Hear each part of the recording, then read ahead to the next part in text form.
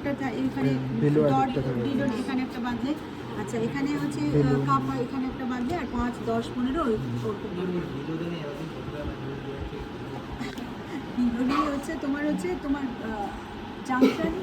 Junction of the তোমার হচ্ছে upper, যদি if you divide the lower into 3 parts, তাহলে জাংশন অফ দ্য আপার, এই যে আপার থার্ড আর লোয়ার টু থার্ড যেটা হবে তার উপরে হবে।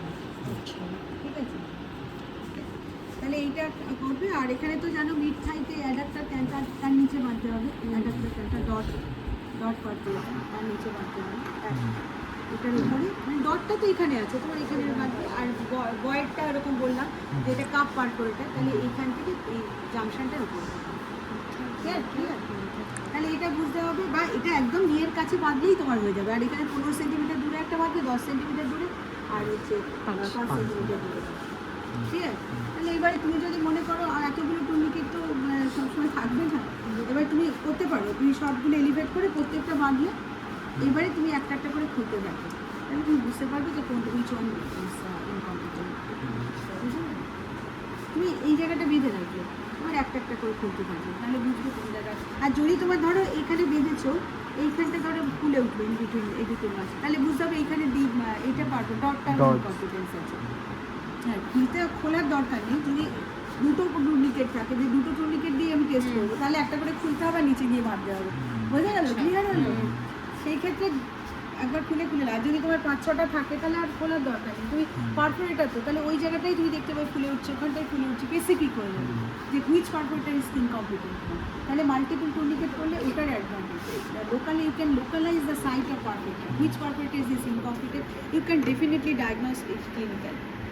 মিস হতে পারে ছোটো বড়ো। এইবারে হচ্ছে আমরা ক্লিনিক্যাল এটা করলাম, এবার আমরা হাউলি কনফার্ম আর ডায়াগনোসিস বাই ডুপ্লেক্স। মোস্ট ওখানে ভেনোগ্রাফি আছে, ডপলার আছে, কিন্তু মোস্ট কমন ইয়ে হচ্ছে ডুপ্লেক্স আল্ট্রাসোনোগ্রাফি।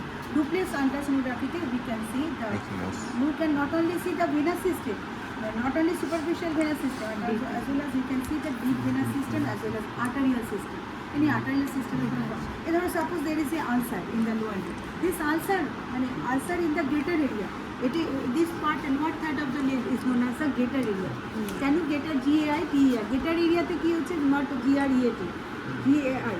তো এই গেটার এরিয়া কেন হচ্ছে, আগে যখন আমাদের দেশে এই ইংরেজরা থাকতে হতো, ওরা একটা দেখবি পায়ে একটা special type of base cloth করতো, যে cover the lower part of the leg, lower third of the leg, সেই জন্য নাম হচ্ছে গেটার। তো ওই ড্রেসটার নাম ছিল, সেই হিসাবে এরিয়াটার নাম হচ্ছে গেটার এরিয়া।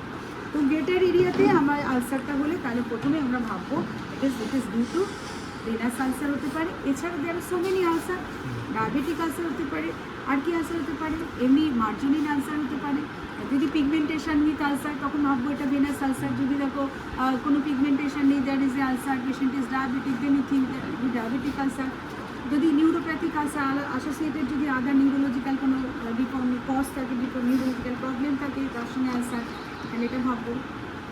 এছাড়া কী হচ্ছে, মার্জোলিন আলসার হতে পারে, ক্রনিক নন ইনফেক্টিভ আলসার হতে পারে, ম্যালিগন্যান্ট আলসার হতে পারে। That so many types of ulcer. তাহলে এটা আমরা এই আলসার হলে তাহলে আমরা একটা দিয়ে তোমার ডপলার ডুপ্লেক্স স্ক্যান দিয়ে আমরা আর্টারিয়াল সিস্টেম দেখে নিলাম, কিছু নেই, ভেনাস সিস্টেমে আমরা দেখে নিলাম।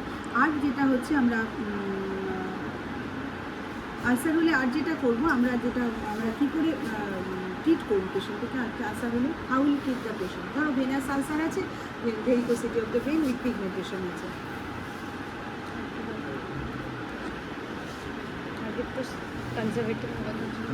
কনজারভেটিভ ম্যানেজমেন্ট কী করবি,